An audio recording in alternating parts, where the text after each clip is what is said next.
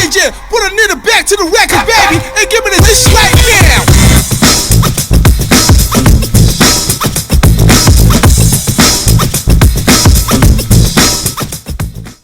Assassin's Creed Valhalla, the latest installment in the Assassin's Creed franchise. The first one on PS5, the creme de la creme, the peak of all Assassins, kind of. Now, I never played Odyssey, it was the only one I didn't play, but this game feels like what Odyssey probably is. So let's jump into some of the positives and some of the negatives of Assassin's Creed Valhalla. Scenery, one of the strongest positives about this game. Now, it is, you just can't argue that this is an absolutely breathtaking game to look at. I have it on PS4 Pro, which means I get to run it at the highest graphics, other than a PS5. So I imagine if you get this game on PS5, it looks even more beautiful.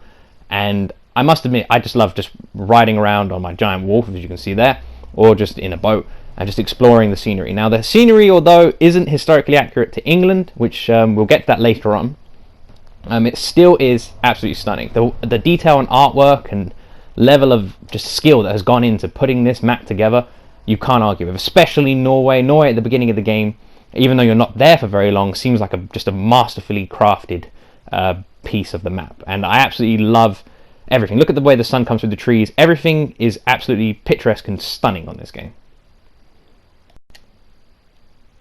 Settlement building. Now, this is a nod back to, I believe it was Assassin's Creed 2, where you first got your own settlement, your own base. I think it was Florence, and you got to upgrade the buildings and bring everything back to life. It was a dead town, and you could upgrade every single building. You could, because the buildings were all abandoned, you could house them, repair them, and then start using them and making money from them. Now, I don't know if you can actually make money from this yet. I've played about 12 hours of the game, and I haven't made any money from my town. However, I love the fact that you can go around and you can build the settlement. And this is definitely one of my favorite things to do in any Assassin's Creed game. And I think this one has done it very well. Like I said, there's a lot I don't know, but I do know that there is absolutely tons that you can do to your settlement. There are tons of buildings. So the one you just saw me do was the tattoo shop.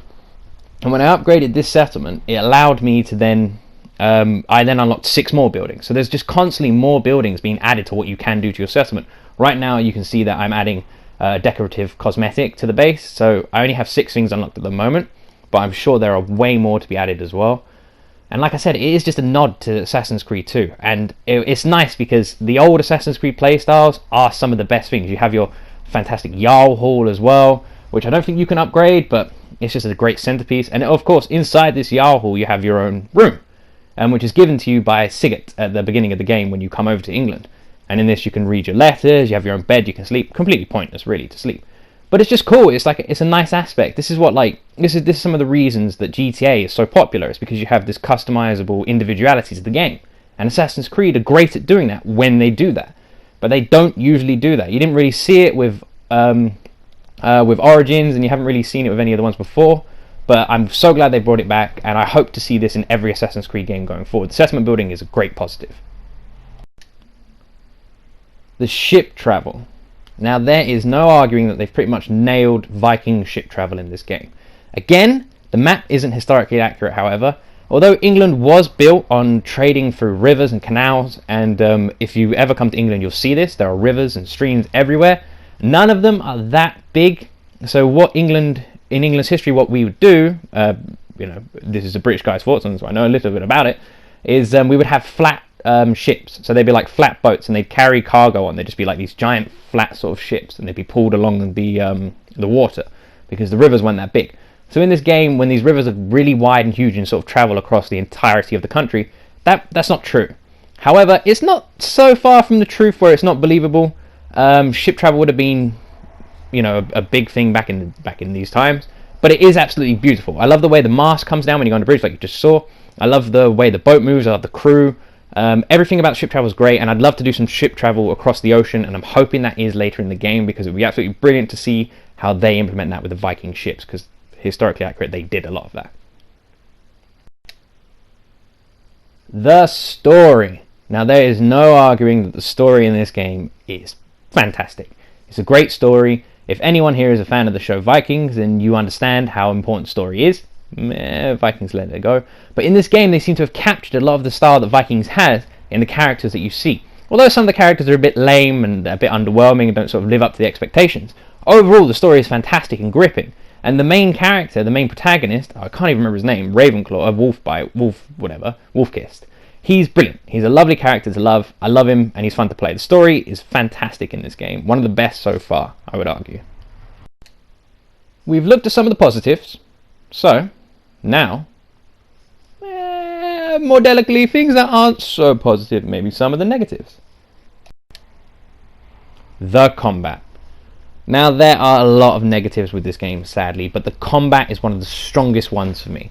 So I know the creators were originally very excited to move away from the old style of combat. The combat was one of the things they praised in the release and the interviews, and they seem to love the new style of combat. I can't stand it. I think it's dreadful.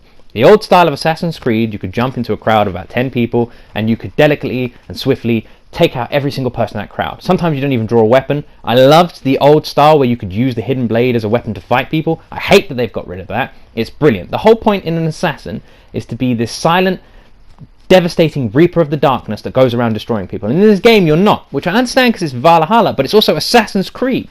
So you can't drift too far from that. We've seen them perfectly do this in some of the previous games, so I don't know why they didn't do it in this game. They've definitely tried to copy the more adventure, Dark Souls style of combat, which I don't like. It makes the game feel extremely arcadey. There's not much difference in the fighting. It's very unforgiving how quickly you can die. The amount of weapons you can use in a fight seem very samey. The archery combat's really weird. The combat is absolutely, it's just dog shit. I'm so disappointed in the combat. It's my number one flaw with the game. I don't like the choice of weapons, which we'll get into next. And overall, I just find it really janky and archaic. The weapons. Now, so disappointed with this because they've boasted so many different types of weapons in the upcoming release of this game. However, there's nothing. There's nothing. The armor and the different styles of equipment you can wear, so the helmets, for example, just then, they're not much. You don't like wearing them. They look stupid. The boots, the armwear, the armor, everything, the original stuff is the best looking stuff.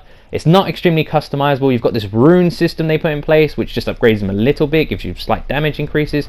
Despite the amount of weapons they have in this game, it feels like every weapon does the same thing. Every two-handed weapon does the same thing. Every one-handed weapon does the same thing. And despite their favoritism of the axe, it wasn't the Vikings' choice of weapon. The Vikings had a single-armed sword and shield, which isn't even in this game. So the Vikings' main choice of weapon, the sword isn't in the game, and the axe they favoured was actually just used for chopping wood and was only used as a throwing weapon. So I don't understand why they favoured this weapon. Where's the single-handed swords? Where are they, for fuck's sake? Ah. Historical inaccuracies. Now, Assassin's Creed aren't known for being historically accurate. However, medieval England didn't look anything like they've depicted it here. When you come to England, they talk about the Romans and the boat, and they're extremely hyper about, oh yeah, we get to see all these Roman buildings. We don't have that. Now, when the Romans came to England, they built small, single-level buildings. They didn't build massive worshipping towers and priest halls or anything like that, or these statues. They were very rare. So all this stuff that they've added, all this Roman depiction in the game, didn't exist. The map isn't historically accurate. It's much more hilly than you'd see in southern England. All these buildings that you can go to would probably never have been built. And overall, the game isn't historically accurate at all, especially with the depiction of the English characters, where they're all morons, when actually they were extremely intelligent and probably the best fighters in the world at that time. So my final thoughts on the game are, overall, I do very much enjoy playing it. Just because it's an Assassin's Creed game, you've got the same sort of movements as Assassin's Creed, it's very similar to the other Assassin's Creeds.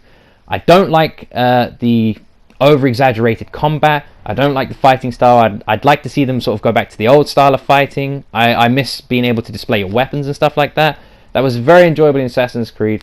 I do really want to love this game, but it's making it so difficult with the combat. But also, one thing which should have its own category, but I forgot, so I'm just adding it here at the end, is how fucking hard it is to find stuff in this game. The amount of times I've had to look up a tutorial or something on YouTube just to find a stupid piece of golden armor that's hidden under the ground that I couldn't even access. I spent half an hour trying to find it and I couldn't even access it until a later story mission. It's absolutely stupid. Why isn't this stuff explained to you? How to get into certain buildings isn't explained. I've had to look up so many things. I hate the side quests, the fact that you can go up to a side quest as well and you can activate it, and then there's no way of knowing what to do on that side quest. It's fucking ridiculous. There is a lot I love about this game, but overall I feel like it is one of the worst Assassin's Creeds I've played, sadly, which is such a shame because I had such high hopes for it. I will continue to play the game the whole way through. Maybe it will change my mind. I would love to find a single-handed Viking sword, but at the moment they just got these stupid daggers, which I'm using at the moment because it's the closest thing. Overall, I give it about 4 out of 10. It's okay, it's not great, sadly.